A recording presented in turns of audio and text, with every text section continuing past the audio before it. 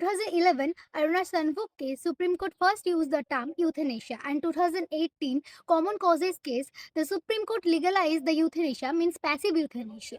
Hey buddy, you are watching Law Bite, me Payal.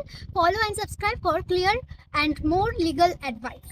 Harish Rana case law 2026 এ supreme court first euthanasia permit করে, passive euthanasia permit করে। 2013 সালে হরিশ রানা একটি building এর 4th floor থেকে পড়ে অনেকটা মাথায় মস্তিষ্কে লাগে, যার কারণে তিনি পার্মানেন্ট ভেজিটেটিভ স্টেটে চলে যায়।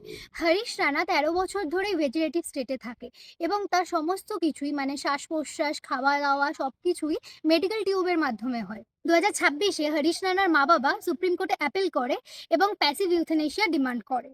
Justice JB. Pardiwala and KV. Viswanathan বলেন যে যদি যে অসুস্থ ব্যক্তিটি সে এমন পোর্শনে আছে যেখান থেকে আর সুস্থ হওয়া সম্ভব নয় এবং মেডিকেল বোর্ড সেটা মাস্ট বি অ্যাপ্রুভড করে, তাহলে লাইফ সাপোর্ট সরানো যেতে পারে। মানে যেগুলোর মাধ্যমে তিনি বেঁচে ছিল, মানে যেগুলো দ্বারা অক্সিজেন ইনপুট করানো হতো, নিউট্রিশন ইনপুট করানো হতো, সেগুলো সরানো যেতে পারে।